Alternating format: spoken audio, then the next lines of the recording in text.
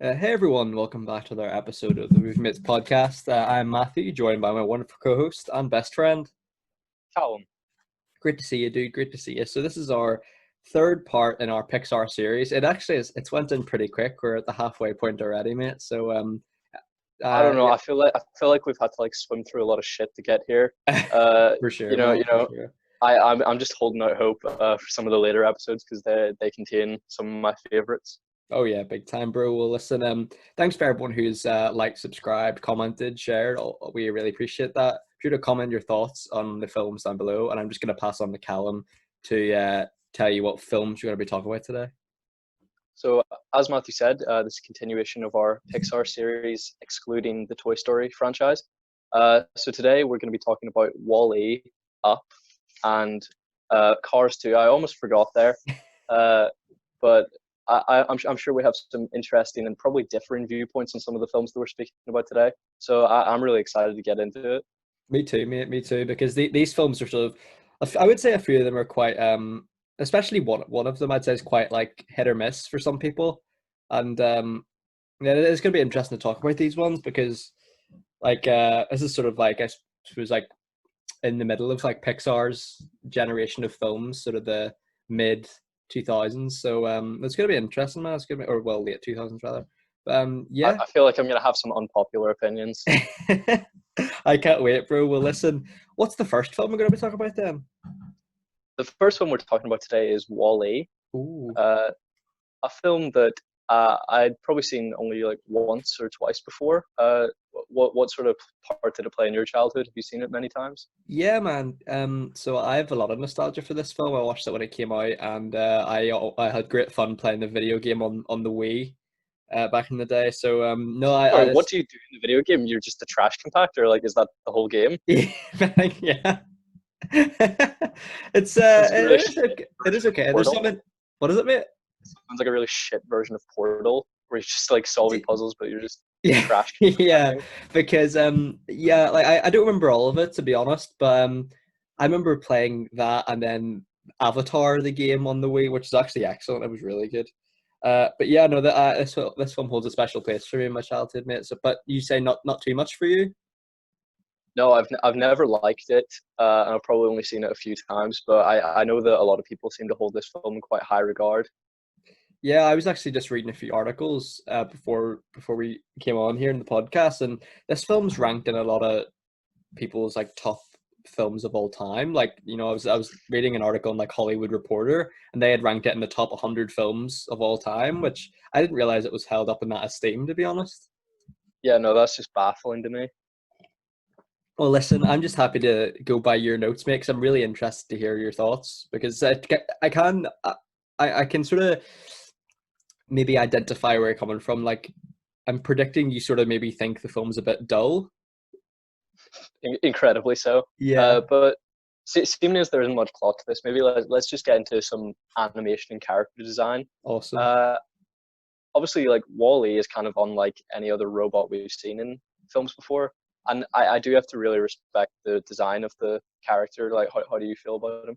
Oh yeah, it's really out there, you know, and it's I just think the whole plot of the film and in general, like the character design of Wall-E, it is really unusual and like it is cool because it seems like the film does leave a lot sort of ambiguous, especially in like the background of it, and it seems like Wally has developed sentience and stuff. But yeah, even the character design, it's so unusual and stuff, and I love that personally. Yeah, me too. And I sort of like the entire appearance of the universe as they present it here. Just like the idea of a used universe where it seems like it's been the future for a long time. You know, we find out that the events of the film are actually taking place in like 2800 Yeah, there and abouts. And sort of to see like a desolate wasteland version of Earth, I thought was really interesting because absolutely, mate. even in sort of like post apocalyptic films that we see, there are still humans roaming around, whether they're mutated or they don't seem to have any like resemblance of a civilized society. You don't usually see an entire absence of humans. Yeah, man, that's a great point because this film is, as you said, quite post-apocalyptic and quite it sort of redefines that sort of genre. Like you said, there's no humans present on Earth, and it sort of creates a sense of loneliness. Really, like Wally and the cockroach are like the only sort of sentient being. Well, not really. The cockroach isn't really sentient, but the only two like beings in America. It seems. We don't really know, I guess, for the rest of the world, but I'd imagine it's sort of the same. But no, this film's it's so compelling for me, and I just think it's really it doesn't feel like a typical Pixar film. There's no real human dialogue for the first 40 minutes, really, which is really unusual. Yeah, it felt more like a 9 hour silent film. It just had an unrelenting runtime. I don't think I've ever just sat there and wished for a movie to end this much. Like it's not even that bad a movie. It's just it felt like it went on forever. I can understand that completely, man. It's the fact that probably there is no human characters and stuff really until the R point really, and no dialogue as well sort of adds to that. But in terms of like animation, like I think this is sort of, I suppose this is straight after Ratatouille. Yeah. Yeah, so the animation really is it is top notch and stuff, and I'm a big fan, and I think the film does work better probably in space in the Axiom, but because there's more like interaction, the pace definitely quickens then. But I can 100% identify with your criticism about it being like a dull and a drag somewhat.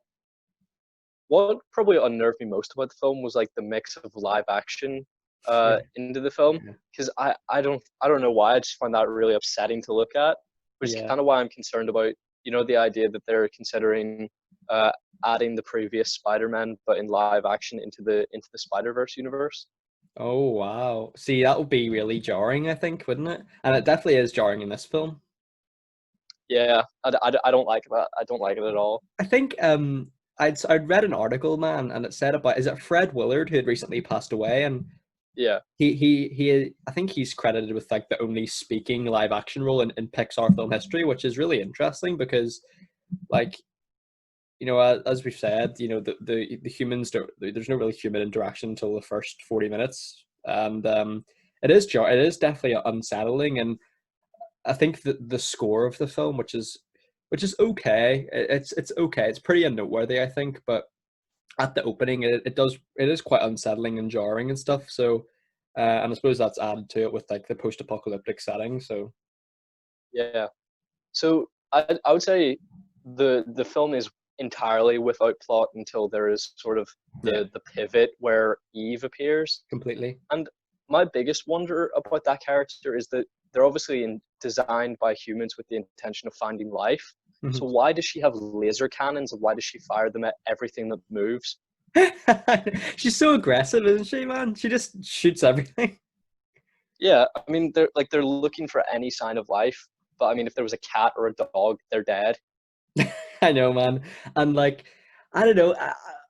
Eve's character design always confused me, like even as a kid. And like, I suppose that like the film does like vary the robot designs and stuff. But yeah, I mean, she is as you mentioned perfectly, like she is a robot designed to detect life, but ends up just trying to kill things basically. So bit counterintuitive, I suppose. Yeah, and then we see Wally sort of slowly develop an infatuation with her, and he tries to woo her by making her a mannequin out of garbage to look like her.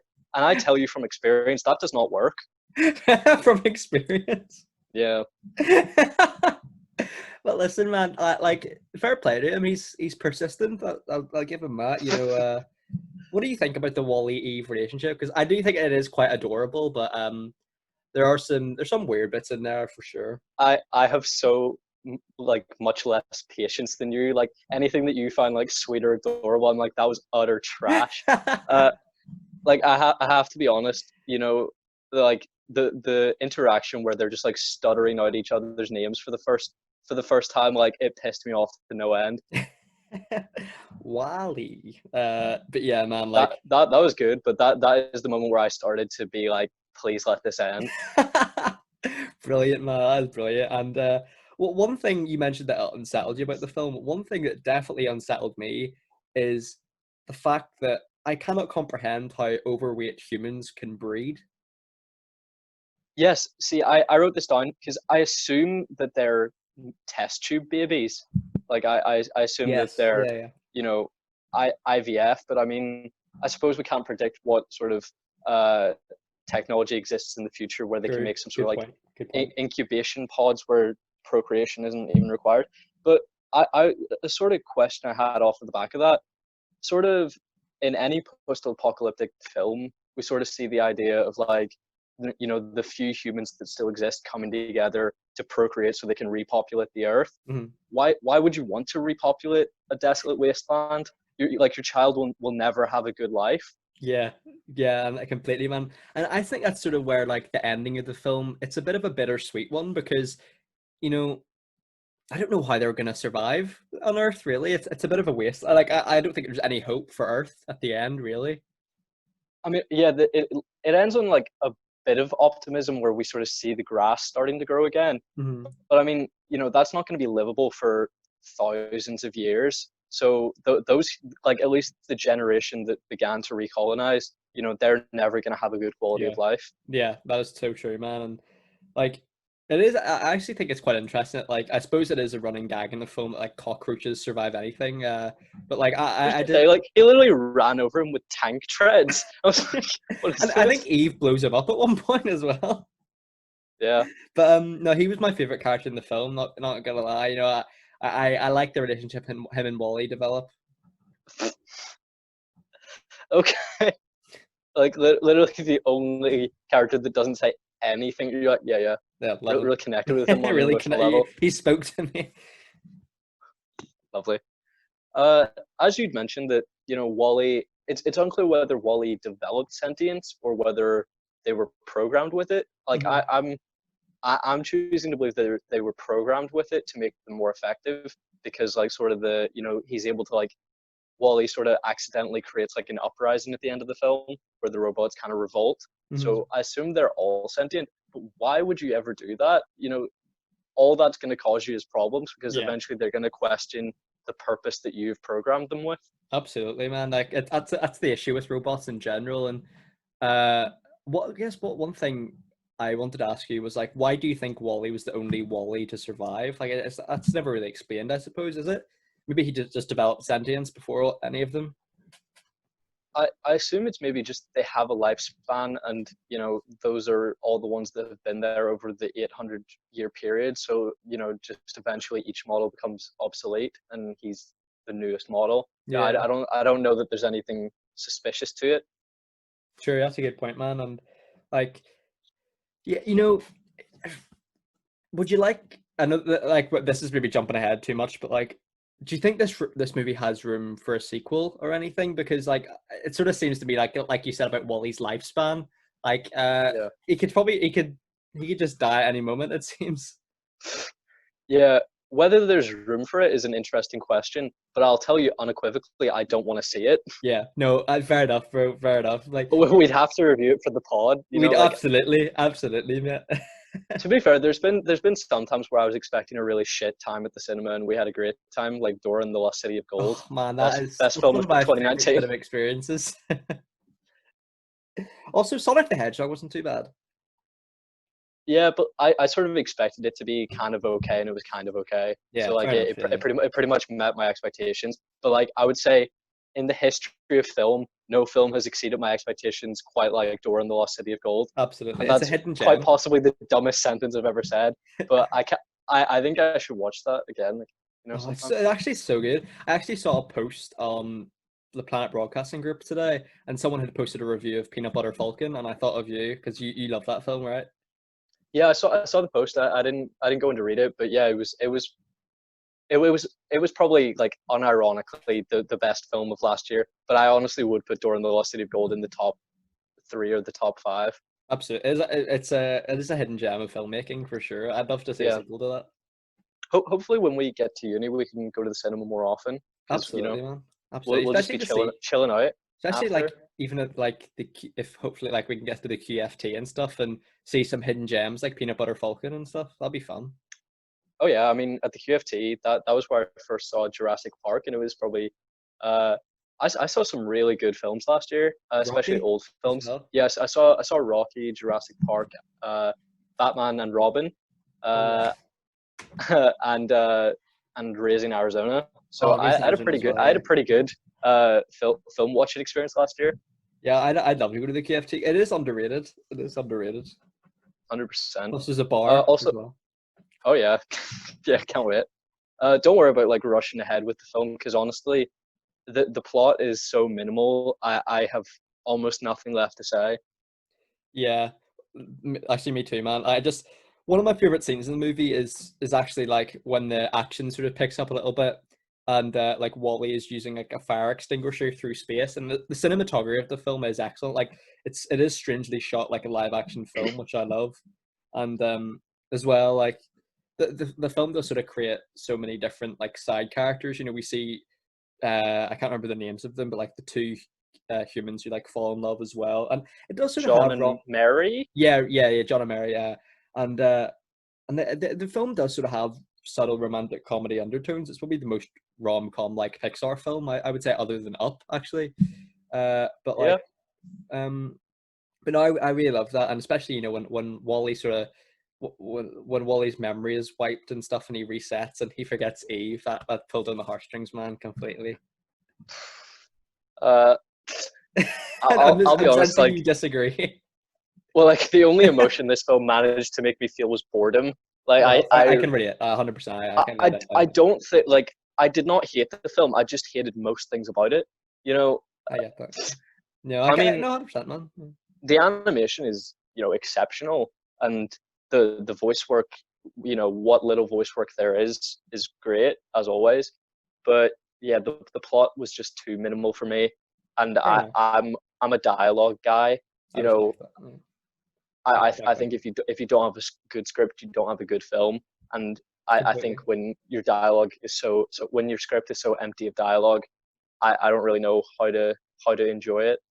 That's a great point, man. And a lot of films, like, so yeah, like that's completely, because a lot of films, I suppose, and especially for you, like they're based on good script writing and a good dialogue. Yeah. So I can understand for that point completely, man. It's a great point. Did you have I mean, anything else? not to bring everything back to American Beauty, but like you wouldn't say that that film is like the best shot film in the world, It's but just so well written. it's one of the best written and best edited films I've ever seen. Oh yeah, So yeah, sometimes the quality of the visuals isn't important completely. in my opinion. I know some people would disagree quite strongly to that. No, I agree. I think dialogue's really one of the most important things in a film, and maybe the absence of dialogue in the first 40 minutes, it doesn't give the film the best start. And you know, I know we've compared a lot of films to American Beauty recently. I know, especially I have, but that, Constantly.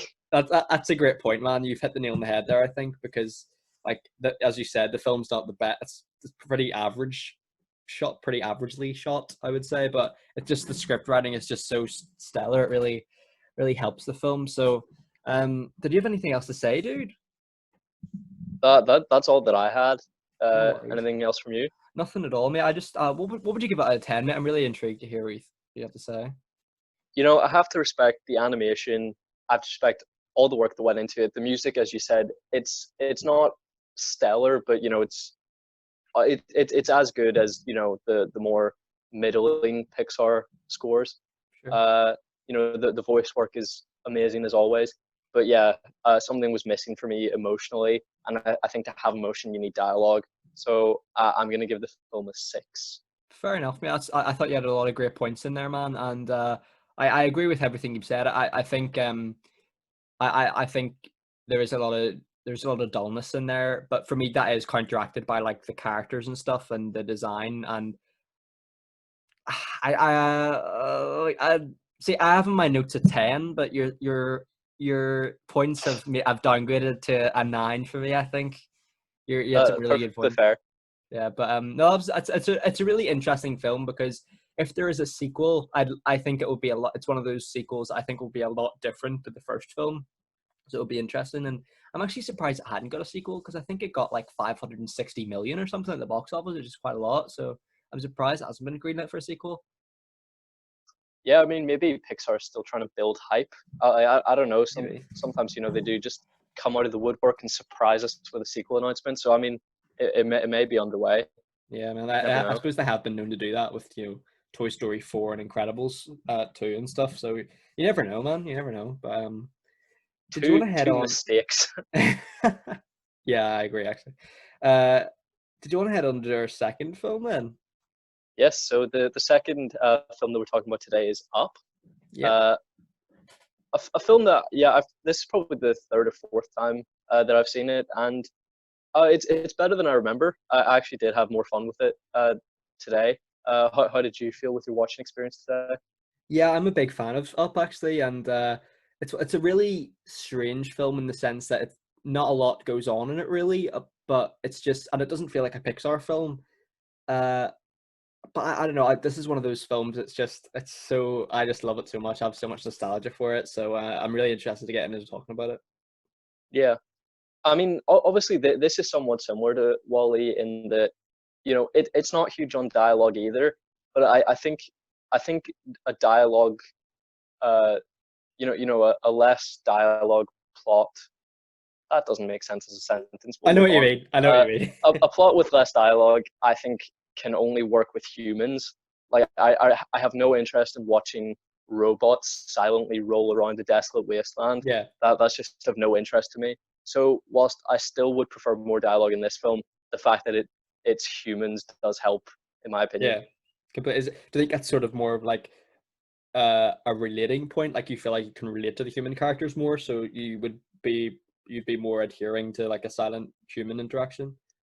Yeah, I just think that seeing a relatable human figure just, yeah, makes me feel more.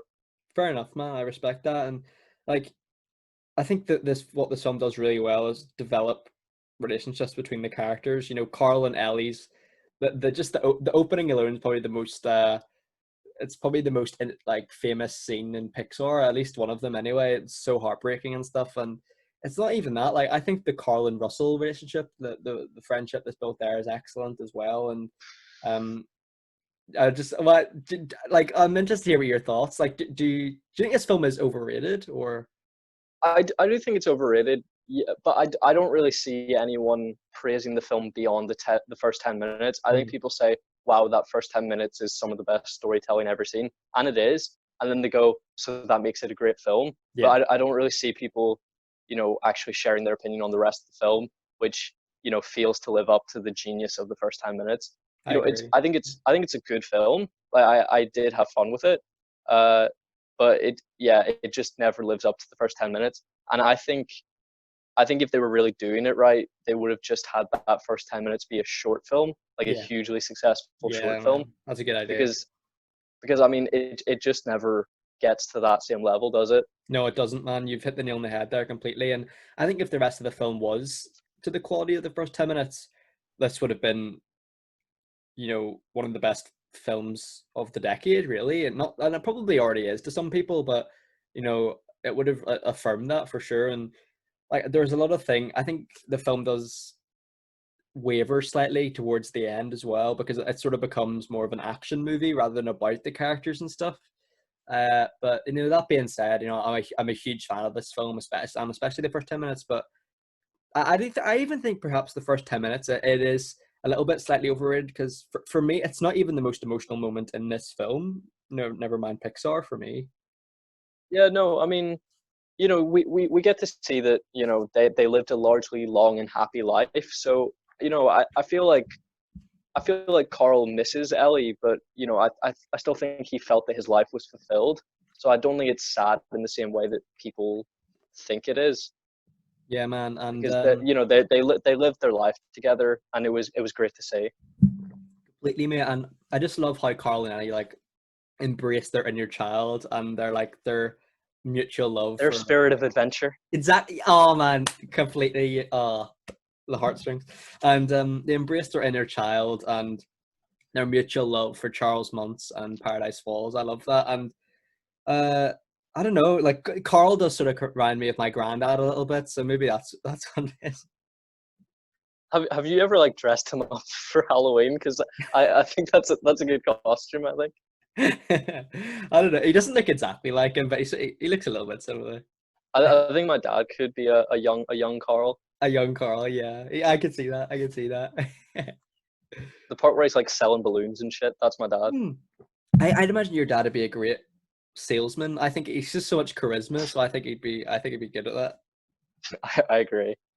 So you sort of mentioned uh, the Russell Carl relationship, and I just need to put this out there that I really do think that Pixar may have a monopoly on annoying main characters because Russell is a piece of shit.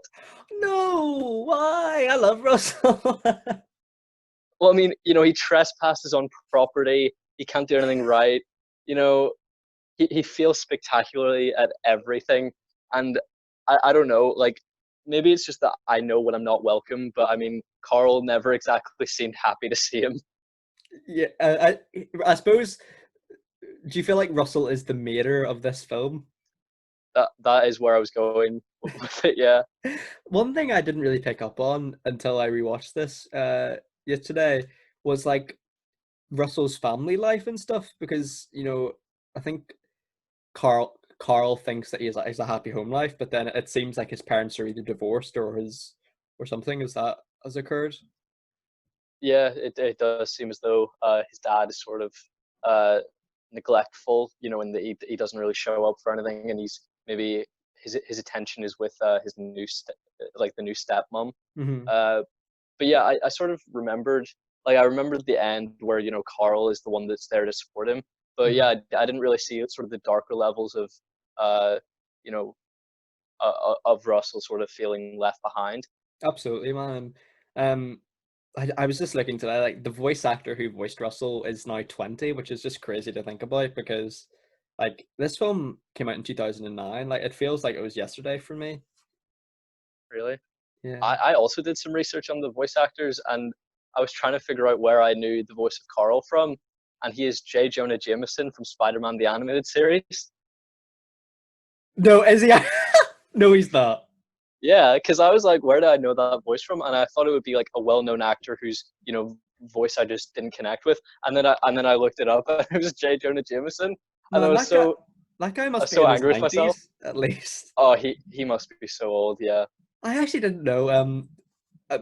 Just a point about Wally here. Sigourney Weaver is the voice of the Axiom computer, which I thought was really unusual.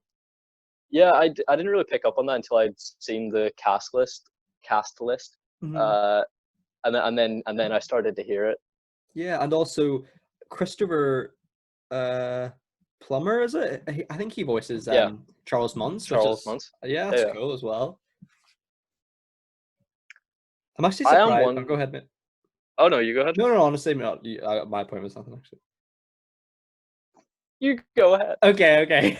My point was I'm really surprised Charles Muntz isn't dead.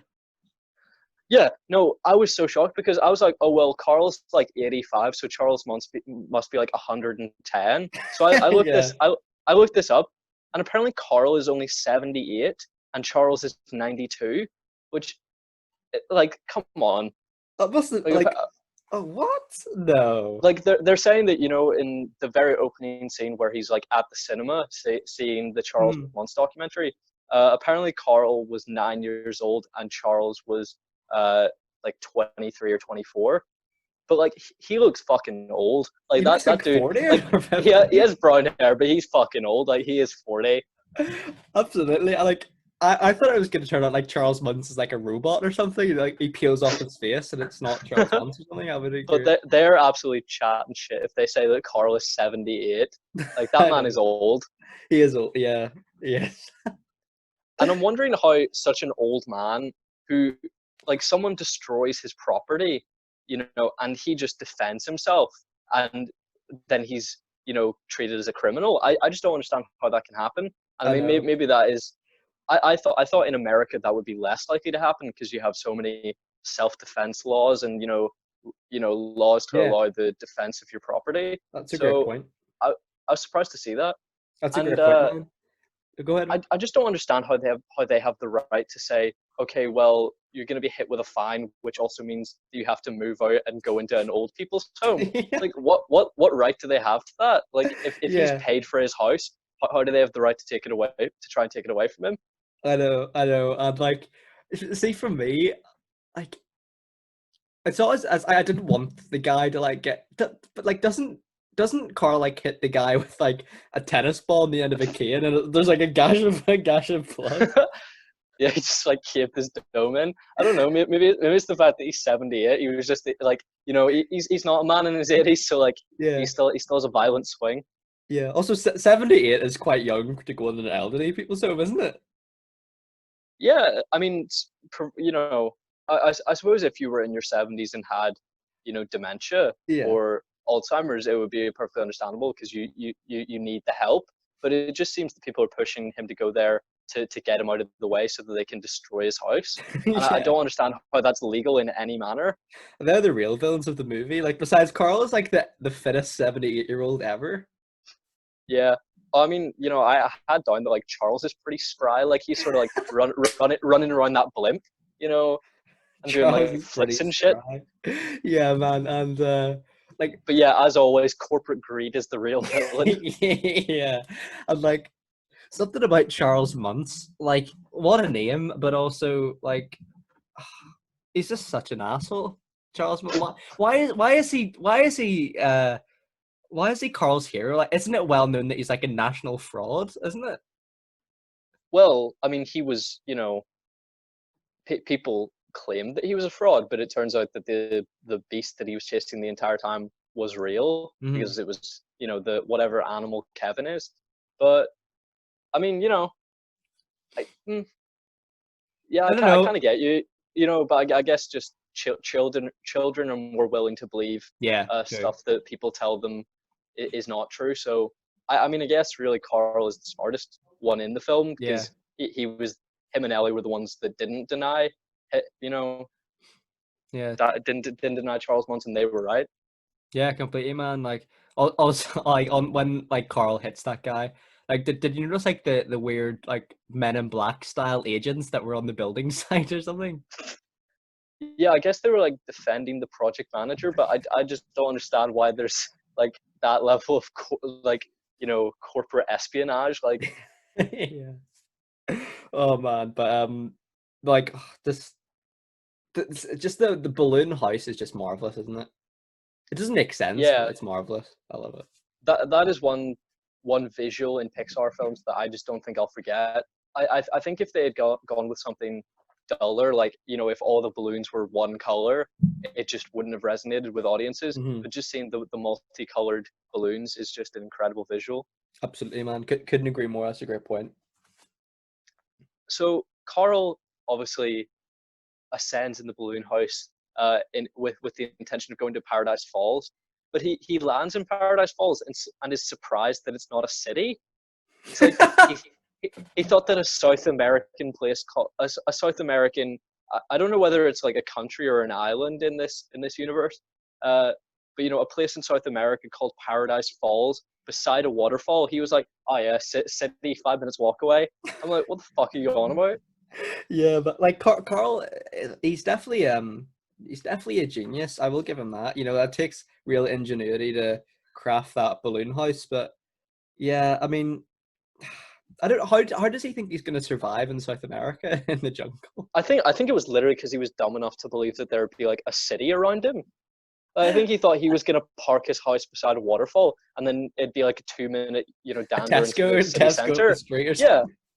like because I'd always thought about this before I watched the film, and then he's kind of like, "Oh yeah, yeah, we'll drop you down there, and you can get on the bus and go back to America." And I'm like, "What the fuck are you talking about?" And I guess it's because he did think that it would just be like a city center. Yeah, Carl.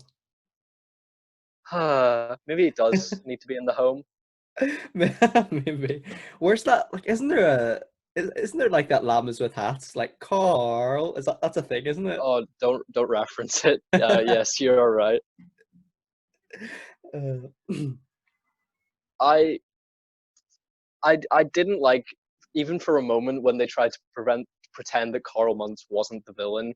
I was just like, what are you doing? I mean, he has literally sent, you know, he has sent dogs to try and kidnap this creature, and like Carl's just still like moon-eyed, starstruck when he sees him. I I, know. I, I just thought he would have connected that he was a villainous character quicker. Absolutely, man. And he sort of even looks a bit villainous as well in his character design as too. So, and I've a sort of a Yeah, question anyone for with a mustache is under suspicion. you, completely, man. And I have a sort of question for you. Like, who is your Charles Muntz in real life? Who would be your real life counterpart of Charles? Who's your hero? Um, well, once I used to be, well, I am currently a cyclist, and I would sometimes watch a bit of the Tour de France. Mhm. I assume I've told you this. So, like, in P7, we were meant to write a letter to our hero. I mean, he's not my hero now, but I wrote a letter to Bradley Wiggins. And so, Oh, so some people had written to local heroes and like further ashore or whatever, and that a lot of them got responses back. Nothing from BW, nothing. scum. And I'm calling him out on the podcast. Oh man, I actually, yeah, I read it because I remember like we did like a letter thing, and I have a similar story because I had written a letter to a Cardiff football player called Michael Chopra. He did not reply either. So What a bastard. At I least if know. I'd written to Lance Armstrong, I could have got some like fake pee or something. Yeah, yeah, some illegal substances. Yeah. Yeah, That's I crazy. don't think I really have like a hero. I mean, there's actors that I'm a particular fan of, Hmm. but half of Hollywood seems to be, well, half of the male side of Hollywood Yeah, seems to be under suspicion or have allegations against them or be unquestionably uh, criminal. yeah, it's So certainly I, I think in this generation you have to choose your heroes wisely. absolutely, man, and it's sort of it's one of those industries where it's a bit like suspect. You never know who you can trust. I suppose I would imagine, and they always say like don't meet your heroes as well. But Yeah, I suppose that's sort of a theme in The Incredibles as well, isn't it? With like Syndrome and Mr. Incredible, which is interesting. yeah. Pixar's really trying to teach us something. It is. I mean, I would say that like the people that I look up to most that did live up to my expectations were the podcasters from Do Go On. Oh yeah, yeah. That's a really great one. Like, Because I mean, if anybody listening to this doesn't listen to Do Go On, it's absolutely my favorite podcast. Go listen to it. But me and my dad arrived there early. We were the first in line to see them, and then that they like two of the three members actually came over, like shook my dad's hand, shook my hand, and we had a little chat with them. And was that then not and really then there, weird though for you? it Like to hear their it was it voices? was it was so weird. Like they sounded Surreal. so much more Australian in person, and I don't know, like it was really intimidating. What did And they then there was a smell bit of like? bit of banter during the show with my dad. I didn't go out of my way to smell them, Matthew. Uh, But like, was let's say it? they smelled like money. Did they saw like? Do they obviously like? Do they they smell like money? That's quite good. Do they sound like you would imagine them? Like, do they sound like themselves? And that's a weird question to ask, but like, do you know what I mean? Like, Not in person. When like the live show started, when they were speaking into their microphones, they sounded like themselves. But like when, like say like Dave from Do Go On came over and he was just like, I'm not going to do the Australian accent, but he was like, oh, thanks for braving the cold. And I was like, you're a fucking legend, Dave. But yeah, he didn't sound like they do. what was your what was your excuse for school for that as well? Matthew, it wasn't an excuse. I saw the University of Glasgow. I walked past it. I was Yeah. visiting universities. That's one of my Don't favorite don't stories. fucking at me, Matthew. I saw Glasgow University. Man, see if they did another UK tour, I would like. I don't even really listen to the Do Go On guys that much, but I would 100% go. Like that, and like that would be so much fun. Like if they came to Scotland or like Northern Ireland, would you go? Oh yeah, 100%. Last time they were here, they did a UK and Ireland tour. So they went to England, Scotland, and the Republic of Ireland. Mhm. So they didn't come here, unfortunately. So I had to make my way to Scotland. But we have mates that are moving to Scotland next year for university. Yeah, yeah, true. So Yeah, if they were to come in the next couple of years, we could line it up so that we could see our friends and see the show. that would be I think awesome, that'd be man. a great time. That'd be so much fun. That'd be so. I'd love True Geordie to do like a tour or something. Yeah, I mean, I'm sure that'd be hugely popular. I mean, even if he did, like, if he did a live podcast in Newcastle, would you go? Oh yeah, definitely. I'd love that because like Stephen Tries and Will and E did like they did like a live show as well. And they actually went to Belfast and stuff, but they tell a story of the True Journey podcast. Everyone just called them nonsense, so they had to go off stage. Brilliant, Are you classic. gonna time code this like heroes chat or Yeah, something? Because like, yeah, because like people are just like, what the fuck is this?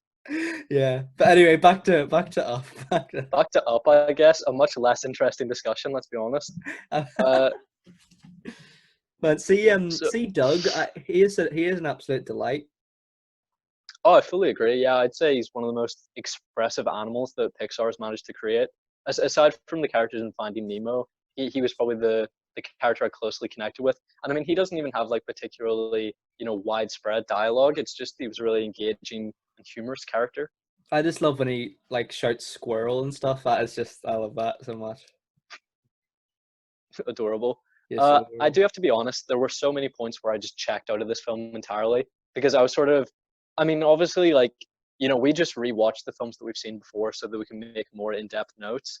But like, I had a pretty solid idea of what was happening. So like, I was fully, like, I lay in bed whilst I was watching on my TV. So like, I'm pretty sure I fell asleep like 50-50. It is. It does sort of. Would you say it gets bogged down in certain places? For me, it does a little bit towards the second and third act. Yeah, I mean, I don't think that it drags runtime wise. It's pretty breezy, like hour and 40. Mhm. I didn't feel like I was sort of shackled to a negative experience. It's a good film. I enjoyed it. It's just I think it is just plotless at points, and I'd seen it before, so I just kind of checked out entirely. Yeah, I think it's really interesting because there's a lot of like I suppose there's a lot of theories out there about Charles Muntz as well, and like I think he must be a bit crazy. I think in old age, whereas like he says like he gets thieves and stuff, but I mean I don't know. I don't know if he does in the South American jungle. I don't know. He seems like a murderer to me, so I do imagine that people have come after his quote unquote treasure, and Yeah, and he's killed them. I assume he's killed them. Yeah. Yeah, yeah, true. Like, and man, see when Carl is looking at the scrapbook of him and Ellie, that did bring a tear to my eye. I'm not gonna lie, it did. I love that scene so much. Yeah, because I mean, I suppose he just didn't think on the fact that he lived the life of adventure that him and Ellie had always dreamed of, but it was Yeah, just a mundane life shared together. That is absolutely, quite man. a tender moment. Yeah, And very soon after that, he realizes that he needs to go after Russell because he's going to be in danger. And I don't really think Russell's worth saving. Just just let leave him give him. a crack at saving Kevin. But I mean, he's already interrupted, your plans for retirement. I mean, to be fair, like Carl would have been dead within 3 months due to lack of food. So, Yeah, but I mean, I guess he's there for a good time, not a long time. this So film yeah, is so dark. just let Russell die. Just putting that Yeah, out there. yeah, or at least you at least put the cone of shame around him or something like that. But Yeah. like something about this film, like I don't want to say this, but like, Are you gonna bring up the fact that he's an old man being friends with like an 8-year-old boy? yeah, No, we don't need to go into that because obviously there are grandfathers and grandchildren. yeah, There are plenty of platonic friendships that take place between an older man and a younger boy. We're not calling that into question. We're just saying that society will probably judge that. yeah. I was sort of gonna say something different. I was gonna say like Well, I mean, like he is when like, bloody Russell is telling those stories, like, oh yeah, the old man took me to Paradise Falls, like that sounds like a very horrific euphemism. oh my, it does actually, it does. But I was more going along the lines of like, Russell might want to get other friends. This guy's 78. That relationship ain't gonna last forever. Fair, perfectly fair. No, but oh god, I actually really Also, like like, Carl. To be honest, I really do. Actually. yeah, I love Carl, but like Russell's never gonna be the same again. Like he has seen some shit. Like he pretty much helped kill a guy. Yeah. Like Carl is probably my favorite Pixar character, along with Linguini and Mike from Monsters Inc. But I mean, I just this film does the emotion really well, and like see when he gives Russell the Ellie badge and stuff. That is another tear-jerking moment for me, man. I love that.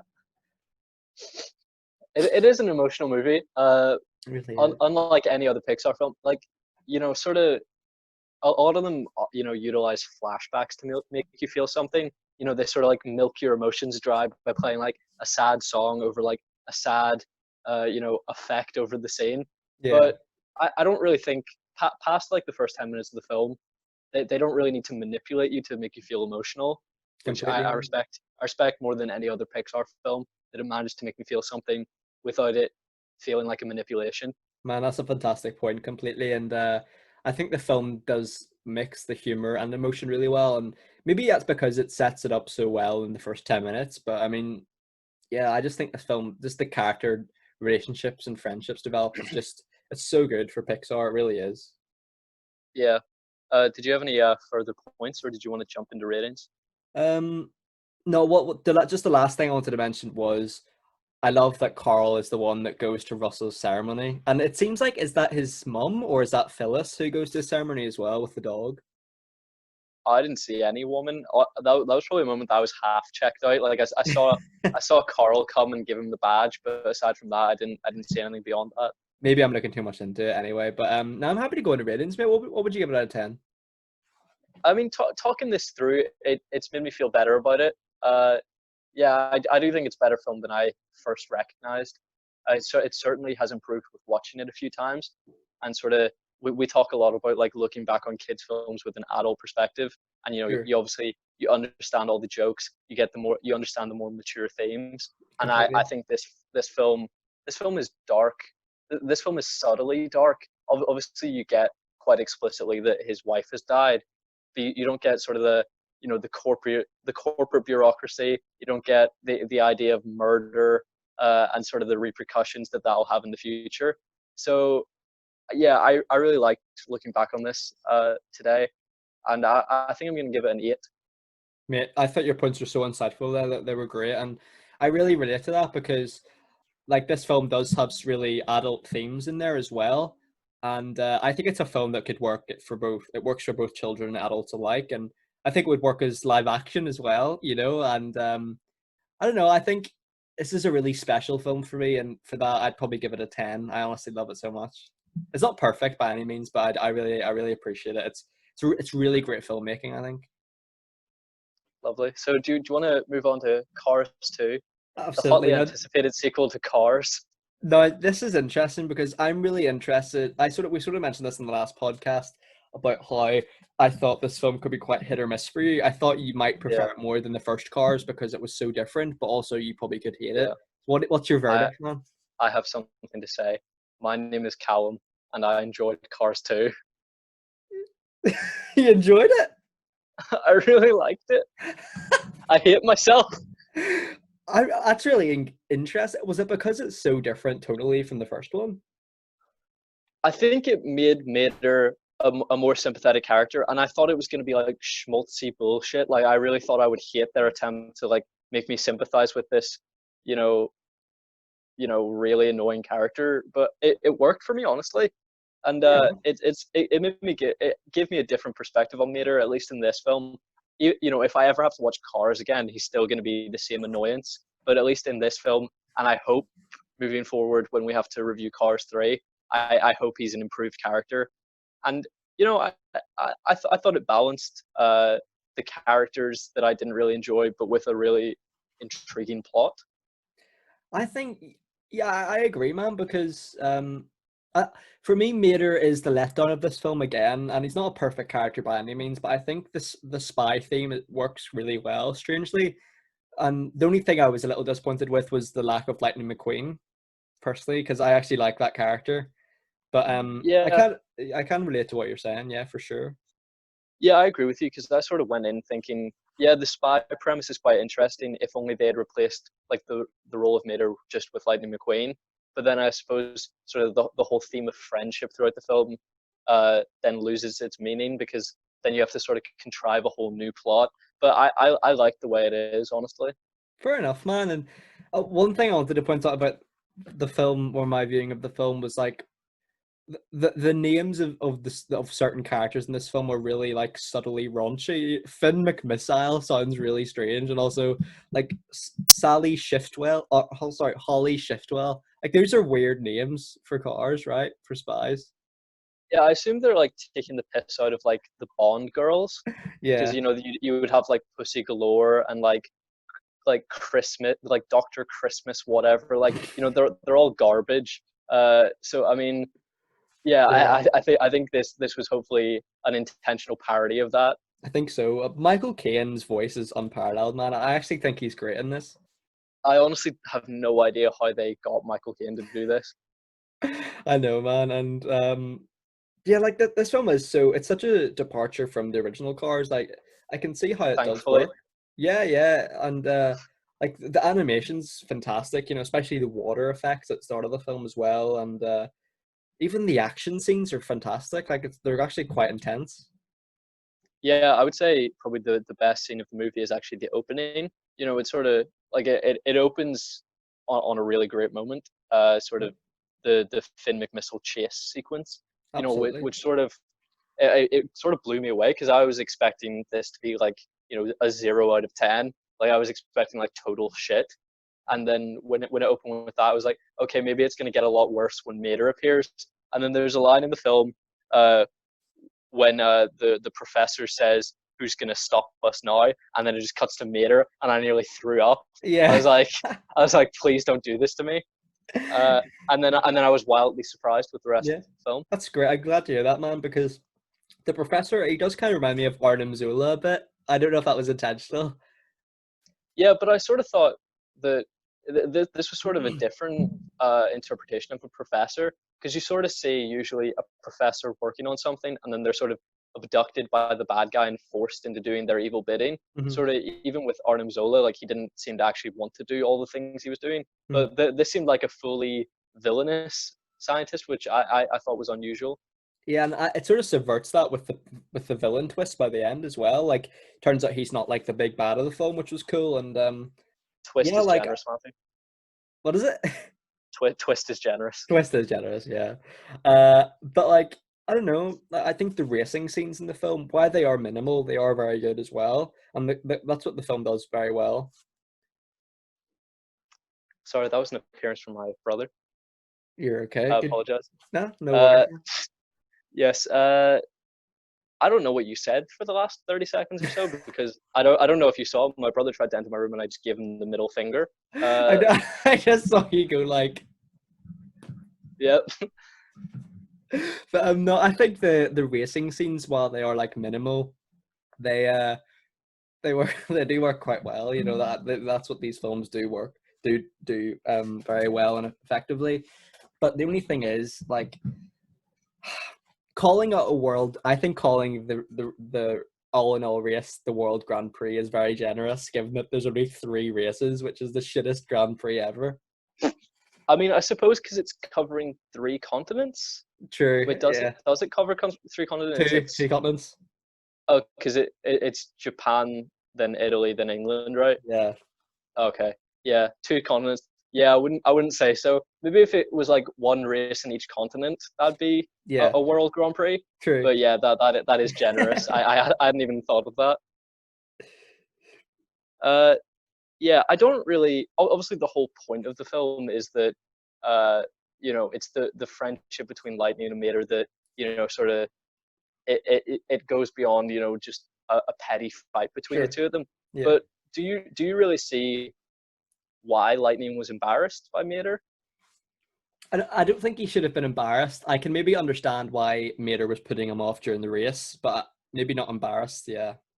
Yeah, I think like at the opening party, right before the race starts, when they have the big party for all the racers, I don't really see why he's embarrassing, because I mean, as they say, like any publicity is good publicity, True. and That's a they great sort point, of man. the media loves like a really public beef, which Mater seems to have started with, between Lightning and Francesco. So I mean, I'm pretty sure that would only serve to help Lightning McQueen's image.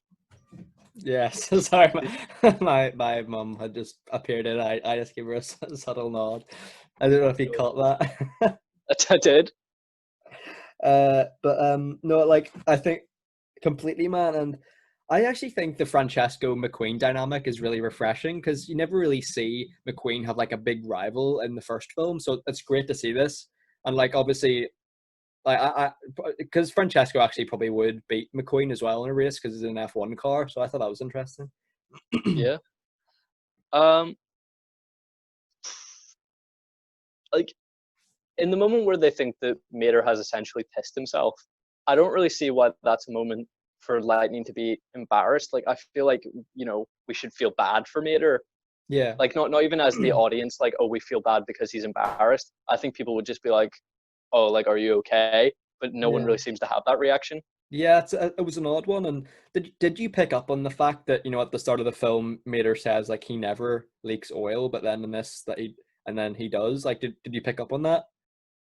I thought I didn't hear the line initially, but I did think it was suspicious, and I thought that it would be a plot point that would be returned to. I had also written, are they really going to pretend Eddie Izzard isn't the villain? I wrote that. I wrote that on his first appearance, Oh, I love but that. then quickly I was like, oh well, that makes no sense because he invented the fuel. So like, why would he try to discredit it? And their explanation still doesn't make sense. Them just saying, oh well, he pretended to have found an alternative to using fuel so that he could prove that oil is the best fuel. Yeah, But like one alternative fuel failing doesn't mean the only option is oil. And yeah, yeah. also like it's not like he's wearing a disguise. I forget what the name of the character was. I've just written Eddie Izzard, but like Eddie Izzard is Eddie Izzard. He isn't pretending to be another car. Yeah. So he is like discrediting himself. So I mean, he plans to go like and become hugely rich and successful by selling oil. But I mean, he is already hugely rich and successful. Yeah. So what does he get from discrediting himself? That's the thing, man. Like oil is already like booming in this world, it seems. So why try and like discredit it? Only like he's already successful, as you said. So I thought that was a bit of a mess of a plot for me. Yeah, they say, oh well, they've come upon the biggest oil reservoir there is. So they need to prove that oil is the only fuel that can ever be used. But like you know, I would say 10% of people use, well, I'd say far less than 10% of people use electric cars in the Yeah. world. Yeah. So, plenty of people in this universe would still use oil. Completely, man. It just seems so ridiculous that It you would does. commit so many crimes and discredit your entire image, like Yeah. just for money. Completely, man. And I don't think all the cars use oil anyway. So Yeah, I mean, they all used oil until they dangled this new alternative in their yeah. face, Yeah. which turned out to be bullshit. Like they say at the end that it was just gasoline, didn't they say? Yeah, yeah, and the fact that like shouldn't it be tried and tested? Like shouldn't they have known that like cars can blow up with an electromagnetic frequency if you like put a laser at it? So all the Yeah, cars are I just mean, like, yeah, new oil, sure. if that's sponsoring a Grand Prix where cars could actually die by using the wrong type of fuel, you're gonna have that quite well checked. Oh yeah, big time, bro, big time. And and this is sort of a different point for me. And like I thought the fact that Doc Hudson had died off screen was that because of the voice actor had passed away? Yes, he had died between the films. Yes. Yeah, I'm glad they didn't keep that character on, so that it continued his legacy off screen, which I like. Yeah, me too. Uh, a very different point for me, but obviously, as you said, the racing scenes are very well done in this film. But I do find it kind of weird that anyone would consider coming second in a race losing, because I mean Yeah. that's still you winning second place. Oh I yeah, don't I no, don't know. totally. I think it's a very negative attitude to portray that coming first, not coming first means you lose. Like I feel like Pixar never says that that's a bad way to think. You know, that they're all about promoting a positive message, but then they never sort of discredit that mentality. I mean, I think that's a fantastic point you mentioned there because these films are made for a younger audience. So to have that message of coming first is what's important is probably a flawed message inherently, isn't it? Yeah, I mean, I sort of feel like they spent the entire first film trying to discredit that mentality, and then they just have Lightning McQueen and the audience believe that again in this film. just because it's convenient, I guess. Yeah. And one thing about this film, now I think it is. I don't know if it is as good as the first one for me, but the writing in this film is it's not great because you know the one of the I think the car's called Lemons or something. Yeah, Yeah. one of the Lemons goes to the actual American spy. Like, what was the name of your associate? The American spy goes, your mother or your sister. I can't remember. What a Yeah, guy. I think it's a baffling attempt at a weird sex joke in a kids film. Like it's so bizarre. Does this film kind of remind you of Scoob? Yeah, I suppose it does in a way because like I mean, there's it's just like a character has a MacGuffin or something convenient to the plot, and then they're brought in by, sort of more expert spies slash I mean, that's superheroes, really insightful, and then they actually. have to Yeah, fight alongside them. I think it's just a generic plot, but it's not anything interesting to point out. It's just I think it just shows the generic nature of both of those films, I guess.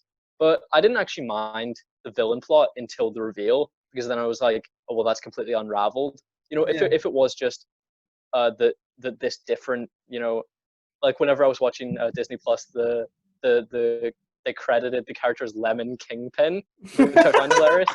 So I'm just gonna call him that. So like if it turned out what I thought halfway through, or like 2/3 through the film, whenever they were having that secret evil meeting, I thought that it was actually going to turn out that it was, the Lemon character from like one of the first scenes that Mater has to tow back from the county line. yeah. I thought it was going to turn out that he was the villain, Wow, that because would have I been had really thought, good. because That I would was have like, been well, great. it makes no sense for Eddie Izzard to be the villain, so it could be this character. So I think if they'd had that character, and then it was just about, convincing people to not agree with the alternative fuel and to use oil instead, that would have made sense. But for them to create this fake one so that they could discredit this fake one so that they could get people to use oil even though they were already using oil, yeah, it was too many layers. Mate, that is such a great point. I would have much preferred if that guy at the start was the villain. That is so great. I wouldn't have even thought of that. Wow. And like I think the film does really get bogged down in the plot and stuff, and such as the messy plot with like all in all and whatever. But like I think in some instances the film has learned from the criticism of the first one.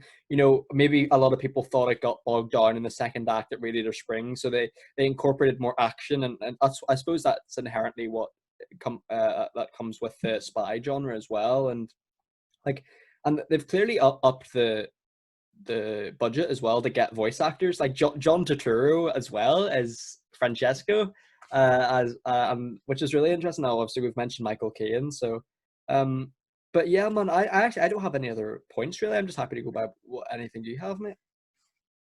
Well, I mean, like my very final point was just that, up until the final villain reveal, I was actually really enjoying the oil plot, just because I don't know why. Like, I just seem to kind of enjoy like corporate espionage and Yeah, like, company greed as opposed to like an outlandish plan. Sort of like even in a superhero film or a TV show where it's like just the heroes getting in the way of their plan. It's not that they actually have like some sort of like revenge vendetta. Sort of. I would say Daredevil, the TV series, is probably my favorite example of that.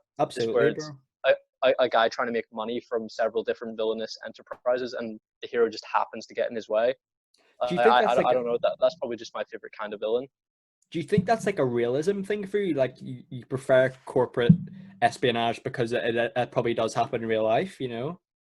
Yeah, I like the realism of the idea of corporate greed with the spin of like something science fiction, like with the Vulture in Spider-Man: Homecoming, where he was just a man trying to make money for his family, but he was going about it in a villainous manner.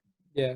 I think that's a great point, man. And I think I think this film it does in certain aspects it improves on the first for me, but I don't know. I think that maybe the oil plot does fall flat, especially at the villain reveal at the end. So it isn't it Yeah, wasn't a really interesting one to talk about, mate. yeah.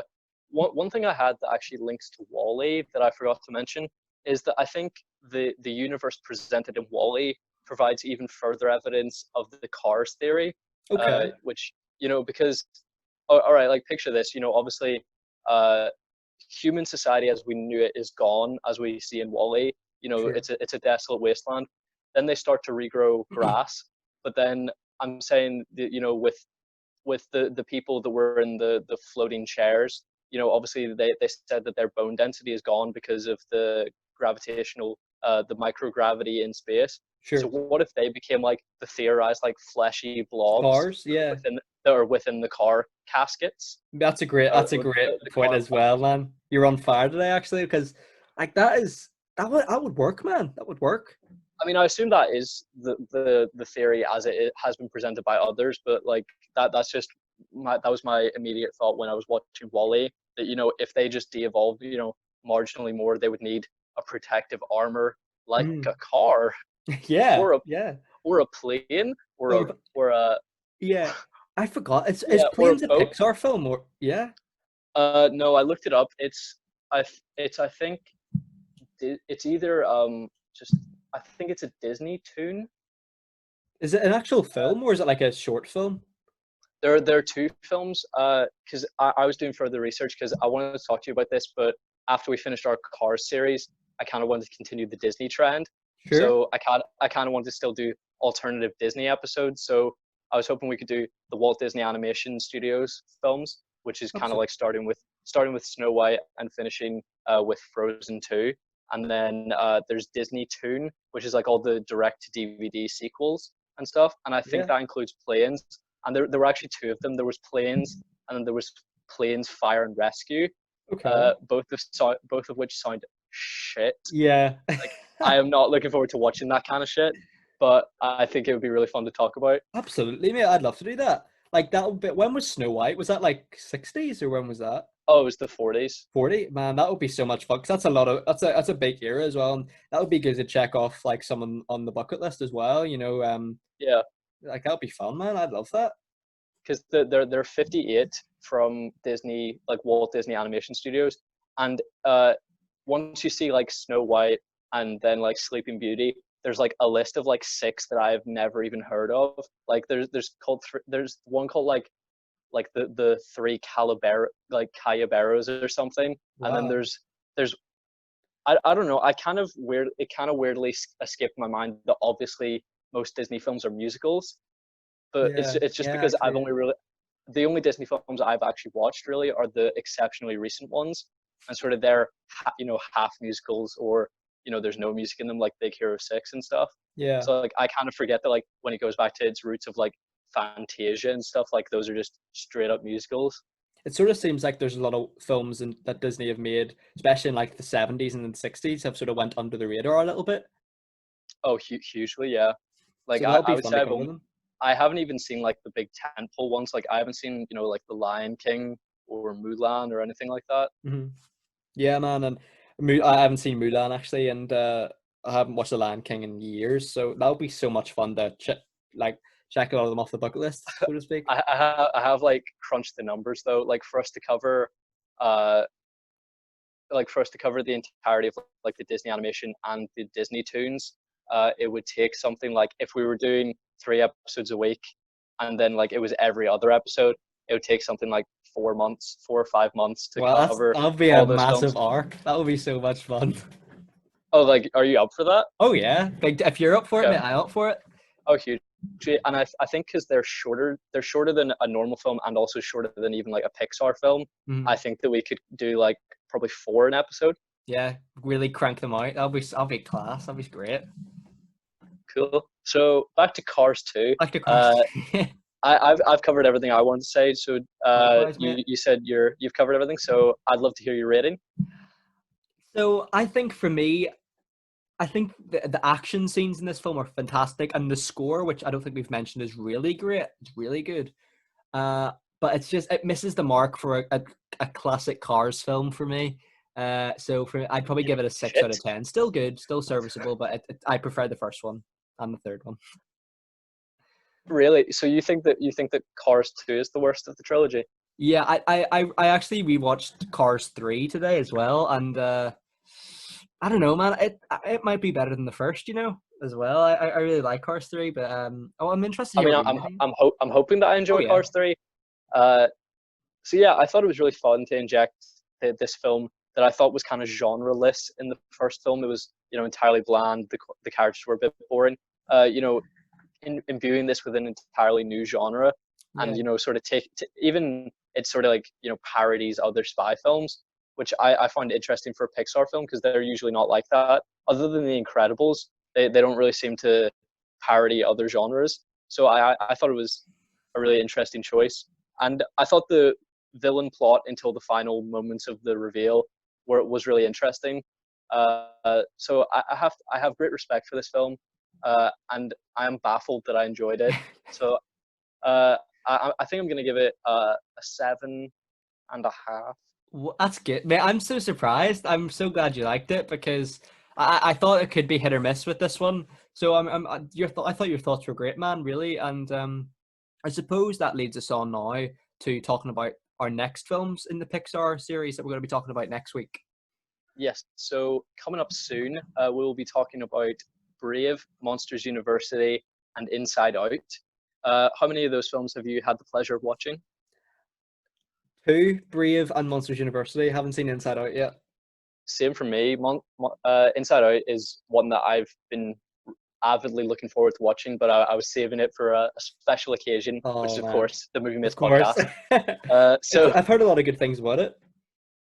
yeah, and it has some of the best voice cast I've ever heard. I mean, obviously, I've said that I don't love when they cast A-list celebrities as these as voice actors, but it has Amy Poehler, Bill Hader, it has Callum MacLachlan as the dad, so immediately I'm sold. So I can't Love wait to it. watch this film. Love it, man. Well, listen, do you want me to wrap up the episode then, bro? Yeah, sure. No worries. Well, thank you very much, everyone who's listened. Please be sure to like, subscribe, and comment your thoughts on these films down below. And stay tuned next week for our Pixar Part 4, as Callum had mentioned. And yeah, thank you very much, Callum, for joining me today. Much appreciated, bro. Great thoughts, man, again, as always. Great. Yeah. And yeah, hope you and all your family and friends are all safe and well. Take care, guys. Speak soon, and see you later. Bye-bye. Bye bye.